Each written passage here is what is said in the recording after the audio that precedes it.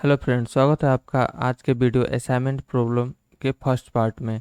इसमें पहले समझेंगे हम लोग असाइनमेंट प्रॉब्लम का सलूशन हम लोग को क्यों करना पड़ता है। एक लाइन में आप समझिए, द बेस्ट पर्सन और एम्प्लॉय फॉर द जॉब। अगर एक कोई काम है, उसके लिए हम लोगों को डिफरेंट लोगों में से डिफरेंट एम्प्लॉय अगर है, तो इनमें से कोई हमको एक एम्प्लॉय ऐसा चूज करना पड़ता है जो कि ये एक जॉब के लिए बेस्ट हो। इसी के लिए हम लोग को असाइनमेंट प्रॉब्लम करना होता है। इसके कुछ ऑब्जेक्टिव्स है, जैसे कि match the appropriate person with appropriate job. ये जॉब है, सॉरी।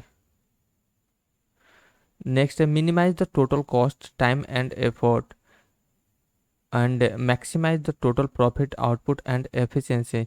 ऐसे हम लोग को ये शॉर्ट में मालूम होना चाहिए कि पूरा वर्ल्ड, ये एक जो पूरा दुनिया है ना, ये क्या करता है कि ये छोटा मतलब कम, जैसे कि अगर इनपुट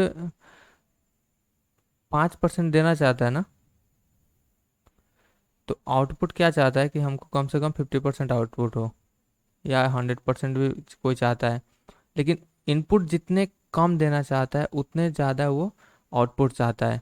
इसी के लिए कुछ टेक्निक्स, कुछ मेथड होते हैं जिसको हम लोग को अप्लाई करना होता है। अब जैसे जापान को देखिए, वो क्या करता है कि काम को आसान बना देता है। उसी काम को अगर आप देखें तो दूसरा कंट्री कुछ अलग मेथड से करता है, लेकिन जापान क्या करता है, उसके पास इतना टेक्निक है, इतना माइंड है कि वो उसी काम को शॉर्ट पीरियड में करता है। और दूसरे कंट्री उसी काम को इतने टाइम में करते हैं। टाइम बोलिए या एफर्ट बोलिए, कॉस्ट भी ज़्यादा लगता है। जहाँ अगर फिर चाइना को देखिए, वहाँ पे क्या है कि कॉस्ट कम लगता है, कॉस्ट हर एक कंट्री से कम लगता है। लेकिन वहाँ पे हो सकता है कि एफर्ट ज़्यादा लगे, टाइम भी ज़्यादा लगे। लेकिन मे भी चाइना जापान ऐसे कंट्री को compete करना ये सब मामले में नहीं है। दूसरा कोई नहीं कर सकता है शायद, या टाइम लगे किसी को करने में, लेकिन अभी ये लोग आगे हैं। लेकिन अगर अगर हम लोग क्या करें कि ये हम लोग का बुक ही है, क्या है, ये है क्वांटिटेटिव टेक्निक। अब इसमें हम लोग क्या करना है कि जो भी देगा इसको हम लोगों को टेक्निक से पढ़ना है। यहाँ पे असाइनमेंट प्रॉब्लम कर रहे हैं, ये भी टेक्निक से होगा। यहाँ पे आपको कम इनपुट में ज़्यादा आउटपुट निकालना है, ये भी टेक्निक से होगा। अब इसको सॉल्व करने के लिए पहले आपको दो तरीके का क्वेश्चन देगा। एक तो होगा बैलेंस प्रॉब्लम और एक होगा अनबैलेंस प्रॉब्लम। आज के फर्स्ट पार्ट के वीडियो में हम लोग फर्स्ट टाइप ही पढ़ेंगे। इसको आप टाइप ऑफ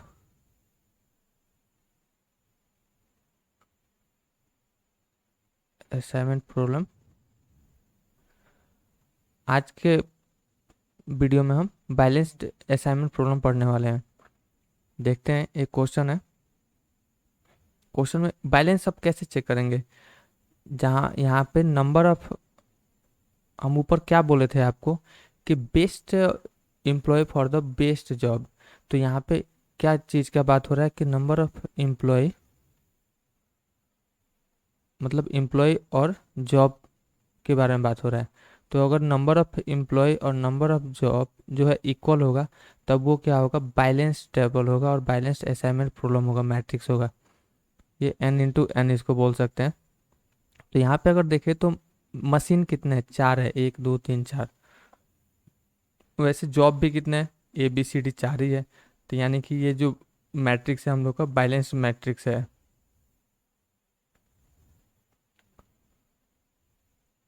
अब इसके सॉल्यूशन की तरफ चलते हैं। सॉल्यूशन का फर्स्ट स्टेप क्या होता है ना, पहले हम लोग रो को ऑपरेट करते हैं। रो को ऑपरेट करने के लिए क्या होता है, जो जैसे यहाँ पे रो कौन कौन सा है, जैसे ये R1 हो गया, ये R2 हो गया, ये R3 हो गया एंड R4 हो गया। तो ऑपरेट करने के लिए क्या होता है ना, जो सबसे इसमें क्या होगा कि जो सबसे मिनिमम अमाउंट होता है उस रो में, उसको सब्ट्रैक्ट करते हैं। जैसे ये R1 में अगर देखें, तो इसका सबसे मिनिमम अमाउंट कितना है, 10 है।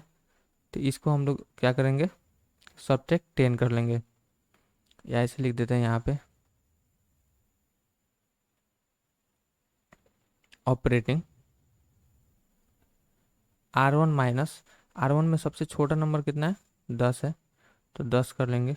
फिर R2, एक ध्यान रखिएगा, पहले आप R1 को ऑपरेट कीजिए फिर कॉलम को ऑपरेट कीजिए। तो फर्स्ट में हम क्या कर रहे हैं, R1 को ऑपरेट कर रहे हैं, यानी कि रो को ऑपरेट कर रहे हैं। R1 R2 छोड़िए, पहले हम लोग रो को ऑपरेट करना है। तो इसमें R1 माइनस 10 कर दिए, फिर R2 माइनस, R2 में अगर सबसे छोटा नंबर देखें तो यहाँ पे 12 है, तो 12 सब्ट्रैक्ट करेंगे। फिर R3 में कितना है, तो 10 है यहाँ पे, तो यहाँ पे R3 minus 10 and R4 minus 9 है यहाँ पे सबसे मिनिमम। अब इसी टेबल से और इस ऑपरेटिंग मेथड से हम लोग नेक्स्ट टेबल क्रिएट कर लेंगे। जैसे अगर आप देखें इसमें इस रो में 10 को माइनस करना है सब में से, तो 10 माइनस 10 कितना हो जाएगा, 0 हो जाएगा। 24 माइनस 10 कितना हो जाएगा, 14 हो जाएगा। 30 माइनस 10 कितना हो जाएगा, 20 हो जाएगा। एंड 15 माइनस 10 5 हो जाएगा। 0 14 20 5। ओके, अब अगर नेक्स्ट मतलब अगले रो में देखें तो यहाँ पे कितना हम लोग को सब्ट्रैक्ट करना था, R2 माइनस 12, तो 16 माइनस 12 अगर आप करें तो ये 4 हो जाएगा। फिर 22 माइनस 12 तो ये 10 हो जाएगा। फिर 28 माइनस 12 तो 8 माइनस 2 6 है, एंड 1 16, एंड ये तो 0 हो जाएगा 12 माइनस 12। फिर R3 में हमको 10 को सब्ट्रैक्ट करना है, एंड R4 में 9 को। तो R3 में 10 को करते हैं, 12 माइनस 10 2, ये हो जाएगा हम लोग 10 22 एंड 0।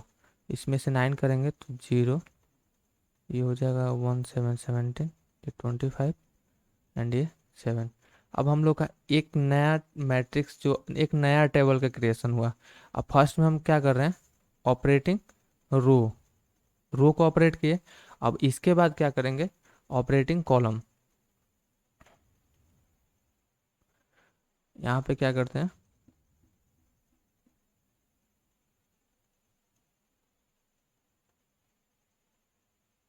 Operating column. अब इसमें भी क्या होता है ना, जो सबसे मिनिमम होता है उसी को सब्ट्रैक्ट करते हैं। लेकिन यहाँ पे क्या देखेंगे, कॉलम देखेंगे। जैसे ये ए हो जो है ये C1 हो गया, बी जो है ये C2 हो गया, सी C3 हो गया, एंड डी C4 हो गया। तो अगर आप यहाँ पे C1 में देखें तो सबसे मिनिमम 0 है, C2 में देखें तो यहाँ पे 10 है, यहाँ भी 10 है, तो मिनिमम 10 ही लेंगे।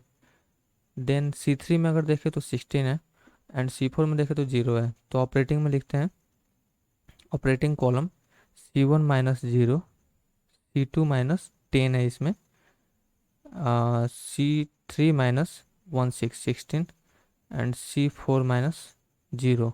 अब इसको ऑपरेट करके नया टेबल का हम लोग क्रिएशन करते हैं। अब यहाँ पे अगर C1 में से 0 को सब्ट्रैक्ट करें तो 0 माइनस 0 4 माइनस 0 कोई चेंज होगा नहीं, तो यहाँ पे हम डायरेक्ट वैल्यू पुट कर देते हैं 0 4 2 एंड 0। लेकिन C2 में चेंज हुआ क्योंकि यहाँ पे 10 है मिनिमम नंबर, तो यहाँ पे सब में से 10 को सेपरेट करते हैं, तो यहाँ पे 14 माइनस 10 कितना हो जाएगा, 4। ये दोनों में 0 हो जाएगा, एंड ये हो जाएगा 7। यहाँ पे C3 में अगर 16 को सब्ट्रैक्ट करें हम, तो ये हो जाएगा हम लोग का 16 4 हो जाएगा, ये 0 हो गया।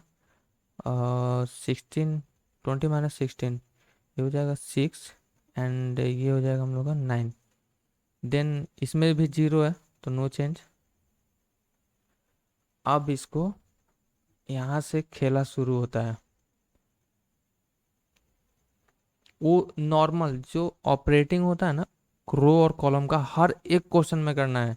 आगे का प्रोसेस आपको करना है नहीं करना है वो अलग बात है, लेकिन जो ऑपरेटिंग होता है वो हर क्वेश्चन में करना होता है। अब इसमें क्या करेंगे, पहले हम चेक करेंगे कि यहाँ पे हम लोग का असाइन वैल्यू आ रहा है कि नहीं। अगर यहीं पे आ गया तो आगे का कैलकुलेशन नहीं करेंगे। आप तो अब खाली टेबल देख के आपको मालूम चल रहा होगा कि हाँ ये इसके आगे भी सोल्यूशन है, यानी कि यहाँ पे असाइन वैल्यू आएगा नहीं। थोड़ा डिफिकल्ट क्वेश्चन, हाँ शुरू में बोल सकते हैं डिफिकल्ट क्वेश्चन है, लेकिन उतना डिफिकल्ट है नहीं। यहाँ पे अगर चेक करें, चेक करने का प्रोसेस बताते हैं। कितने लोग आपको टीचर भी बताए होंगे अलग अलग तरीका, लेकिन ये जो तरीका है, अब चूंकि हम टेक्निक पढ़ रहे हैं तो हम टेक्निक से ही बताएंगे। पहले देखेंगे रो को चेक करेंगे, सभी रो को, जैसे R1 R2 R3 R4 सबको चेक करेंगे। लेकिन कंडीशन क्या है, अगर एक 0 है तब उसका असाइन वैल्यू लिखेंगे लेंगे, लेकिन अगर नहीं है तो अभी नहीं लेंगे। अब जैसे इसमें देखे आर वन में चेक करें तो एक जीरो है, तो असाइन वैल्यू ले लिए।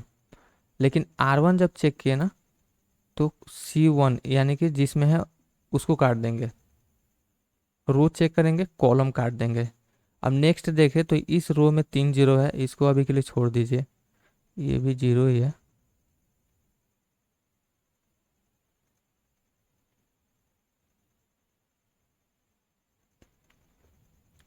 अब इसमें 3 जीरो है, इसको अभी छोड़ देंगे। फिर इसमें 2 जीरो है, इसको भी छोड़ देंगे, क्योंकि एक जीरो हम लोग को कंडीशन क्या है, एक जीरो होना चाहिए, तभी हम रो देख के कॉलम काटेंगे, नहीं तो नहीं काटेंगे। इसमें तो जीरो है ही नहीं, अभी के लिए छोड़ देते हैं। अब कॉलम देखेंगे, कॉलम बी में ये तो कट चुका है, इसको साइड रखते हैं। कॉलम बी में देखें तो यहाँ भी 2 जीरो है, इसको छोड़ देते हैं। यहाँ पे क्या है, एक जीरो है, तो इसको हम क्या करेंगे, असाइन करेंगे। अब यहाँ पे अगर हम देखें तो यहाँ पे हम रो देख के कॉलम काटे थे, लेकिन यहाँ पे हम क्या देख रहे हैं, कॉलम देख रहे हैं। कॉलम में एक जीरो मिल गया, तो यहाँ पे हम रो को काट देंगे। ओके, अब आगे फिर देखते हैं, यहाँ पे क्या है, डी में देखें तो एक ही जीरो बचा है, क्योंकि ये तो कट गया। अब एक जीरो बचा है, तो इसको भी हम असाइन करके अब इसको रो को काट देंगे। ओके, अब नेक्स्ट क्या करते हैं, यहाँ पे अब चेक करते हैं कि नंबर ऑफ जो मशीन है या नंबर ऑफ जॉब जो भी है, उसके इक्वल टू असाइन वैल्यू आया कि नहीं। नंबर ऑफ असाइन लिख देते हैं। अब यहाँ पे नंबर ऑफ जॉब देखे तो 4 है, नंबर ऑफ मशीन भी 4 है, चूंकि हम लोग को बैलेंस टेबल से ही सोल्यूशन करना है। लेकिन यहाँ पे असाइन वैल्यू देखे तो एक यहाँ पे है, 3 ही आया। अब लो, अभी तक हम लोग का असाइन वैल्यू मतलब कंप्लीट सोल्यूशन हुआ नहीं। अब इसके आगे भी हम लोग को सोल्यूशन करना होता है। अब इसके लिए क्या करना है, इसके लिए क्या होता है कि जो अब यहाँ पे देखो अनकवर्ड, अब यहाँ पे एक अनकवर्ड एलिमेंट आता है, कवर्ड एलिमेंट आता है, और एक कॉरस्पॉन्डिंग एलिमेंट आता है। ओके, तो यहाँ पे देखिए कॉरस्पॉन्डिंग एलिमेंट कब होगा, जैसे कि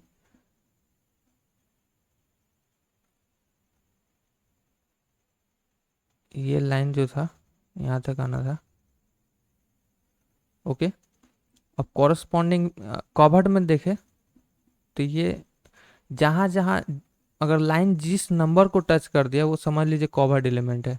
ओके, उसके बारे में सोचना नहीं है, अब सोचेंगे लेकिन अभी सोचना नहीं है। लेकिन अनकवर्ड जो एलिमेंट है ना, जैसे 4 4 5 ये जो बचा हुआ है, ये अनकवर्ड एलिमेंट है, जिसको लाइन एक इजी आसान लैंग्वेज में समझिए कि जिसको लाइन टच किया वो कवर्ड एलिमेंट हो गया, जिसको नहीं टच किया वो अनकवर्ड एलिमेंट हो गया। और जहाँ पे ये जो लाइन है दोनों आके मिलेगा, जैसे यहाँ पे कॉलम और रो दोनों का क्या है, लाइन मिला हुआ है, उसको क्या करेंगे, इसको कॉरस्पॉन्ड, ये क्या बोलते हैं कि जहाँ पे दोनों टच करते हैं उसको कॉरस्पॉन्ड एलिमेंट बोलते हैं। ओके, अब यहाँ पे क्या करेंगे, सब्ट्रैक्टिंग, ये तो समझ गए आपकी कवर्ड और अनकवर्ड एलिमेंट कौन है। अब यहाँ पे क्या करते हैं,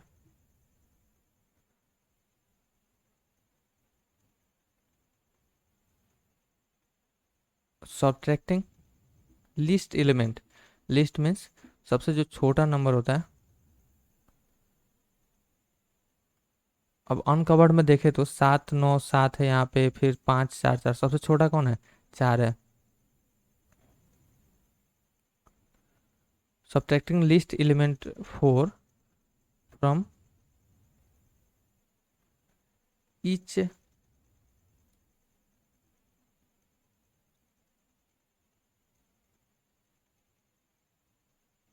uncovered element and add to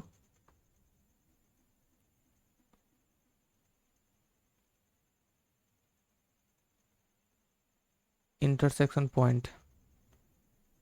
intersection point कौन बताए थे, जहाँ पे लाइन और क्या है, ये कॉलम और रो का लाइन टच कर रहा है। जैसे यहाँ से ए का ये कॉलम आया है, मतलब लाइन आया है इस कॉलम में, और रो 2 और 3 में ये लाइन आया है, दोनों आके कहाँ मिल रहा है, 4 और 2 के पास मिल रहा है ना।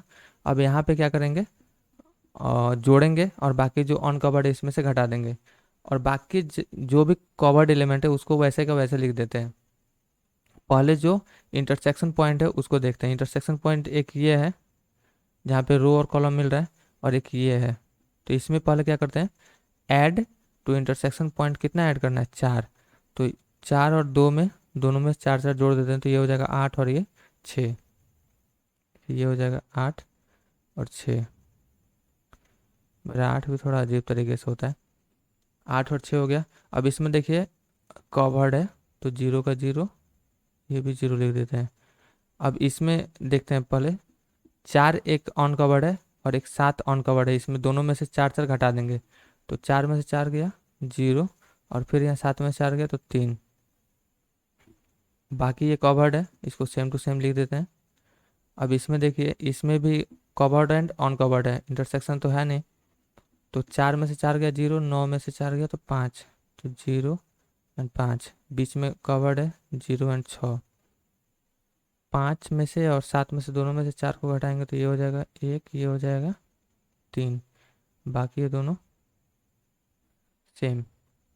अब यहाँ देखते हैं, क्या बोले थे आपको, रो चेक करना है, कॉलम काटना है। तो रो अगर चेक चेक करें आप R1 में, तो यहाँ पे 1 2 3 जीरो है, इसको अभी के लिए छोड़ देते हैं।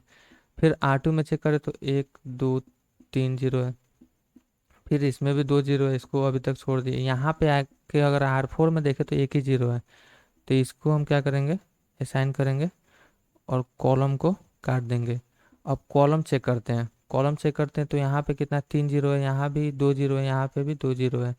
बी सी डी तीनों में 2 2 3 3 जीरो है, मतलब बी में 3 जीरो है और सी डी में 2 2 जीरो है। अब अभी फिर हम रो चेक कर लेते हैं, रो में यहाँ पे 2 जीरो है, यहाँ 3 और यहाँ पे 2। अब इस कंडीशन में क्या करते हैं जी, ये लेफ्ट साइड का टॉप कॉर्नर पे जो जीरो होता है ना, इसी को असाइन करते हैं। तो लेफ्ट साइड और टॉप कॉर्नर पे कौन सा ही है, ये जीरो है। लेफ्ट लेफ्ट टॉप कॉर्नर पे ये जीरो है, ये भी एक मेथड है। तो लेफ्ट टॉप कॉर्नर पे ये जीरो है, इसको असाइन किए, ठीक। अब इसको असाइन करने के बाद क्या करते हैं, अब चूंकि कॉलम भी चेक किए, फिर दोबारा रो चेक किए, तो इसको हम क्या करेंगे, काट देंगे। यहाँ पे अगर आप रो कॉलम काटे उससे कोई फर्क नहीं पड़ता है, यहाँ पे अगर हम कॉलम भी काट के बना सकते हैं, कोई दिक्कत नहीं है। अब फिर चेक करेंगे, अब फिर चेक करते हैं, यहाँ पे 3 जीरो है, यहाँ पे 2 जीरो है, रो में तो नहीं निकला। अब कॉलम चेक करते हैं, यहाँ पे 2 जीरो, यहाँ पे 1 जीरो है, तो इसको असाइन करेंगे। अब कॉलम चेक करके क्या करेंगे, रो को काट देंगे। ये लाइन कंप्लीट यहाँ तक आता है। अब फिर हम क्या करेंगे, कॉलम चेक कर रहे थे, कॉलम चेक करेंगे। अब कॉलम चेक करें अगर आप यहाँ पे, हम इधर से चेक करके आ रहे थे, जैसे बी के साइड चेक किए तो 2 था, 2 जीरो था। तो यहाँ पे सी में चेक किया तो एक ही जीरो था, जिसको असाइन किया। फिर डी में चेक करेंगे, तो डी में चेक करेंगे तो यहाँ पे कितना है। अब कॉलम चेक किए तो रो को काट दिए, ओके। अब हम लोग अगर देखें तो यहाँ पे हम लोगों का 1 2 3 4, जो कि number of job, number of machine equal to number of assign value आ गया, ओके। अब आगे क्या करते हैं, हम इसको अच्छे से लिख लेते हैं। कितना था, 0 8 6 एंड 0 0 0 0 3 0 0 6 5 1 0 0 3। असाइन वैल्यू कहाँ कहाँ आया था, एक तो ये रहा, एक यहाँ पे है 0, एक ये है। अब यहाँ पे कितना वैल्यू था शुरू के क्वेश्चन में वो देखते हैं, ओके। और उसको क्या करना है, हम लोग को जोड़ देना है। तो यहाँ से अब देख लेते हैं, यहाँ पे 4A में है, 4 है सबसे नीचे, फिर B1 में है, और यहाँ पे C2 एंड D3। याद रखिएगा, A4 और B1 C2 एंड D3। अब इसको ऊपर लेके चलते हैं।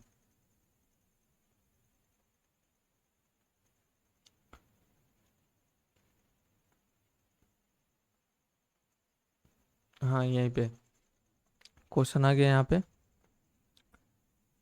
A4 यानी कि 4A में था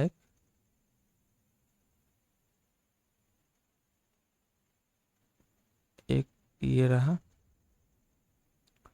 उसके बाद ऐसे था यानी कि B1 24, उसके बाद 22 C2 एंड ये 10। अब यहाँ पे क्या करते हैं, हम असाइन वैल्यू यहाँ पे निकालेंगे। तो असाइन वैल्यू निकालेंगे तो यहाँ पे क्या हो जाएगा, हम यहीं पे निकाल देते हैं, इसको आप लास्ट में नीचे निकालिएगा। Z=, सबको क्या करते हैं, जोड़ देते हैं। तो A में 9 24, 9 प्लस 24 प्लस 28 प्लस 10। अब 9 10 28 24, ओके। इसको यहाँ पे सिर्फ जोड़ देना है। जोड़ने पे क्या आ जाएगा हम लोग का, 71। असाइन वैल्यू आ गया। ओके, आई थिंक आपको ये टॉपिक क्लियर हो गया होगा। यहाँ पे हम आज के क्वेश्चन में जो ये जो क्वेश्चन है ना, ये बैलेंस असाइनमेंट प्रॉब्लम है। नेक्स्ट वीडियो में हम आपको ऑन बैलेंस का बताएंगे। उसके बाद एक और होता है कि अगर बोल दे आपको मैक्सिमाइज करने के लिए, मिनिमाइज में तो कुछ चेंज होता नहीं है, लेकिन मिनिमाइज के लिए भी कभी कभी बोल देता है, लोगों को कन्फ्यूजन होता है। लेकिन मैक्सिमाइज के लिए हम आपको बताएंगे क्या करना होता है। उसके लिए आपको एक लॉस टेबल का क्रिएशन करना होता है। और इसके बाद हाँ, एक कहीं कहीं आपको डैश दे देगा, जैसे कि ये टेबल में है। आपको क्या करेगा कि एक जगह कहीं ये 10 की जगह पे एक डैश दे देगा, उसको आपको इन्फिनाइट लेके बनाना होता है। तो नेक्स्ट 2-3 वीडियो इस टॉपिक पे बनाएंगे जिसमें आपको सब क्लियर कर देंगे। Okay, thank you. In case अगर आपको कोई प्रॉब्लम है इस टॉपिक से रिलेटेड तो आप हमको यहाँ पे नंबर दे देते हैं, आप हमको व्हाट्सएप कर सकते हैं। Okay, thank you.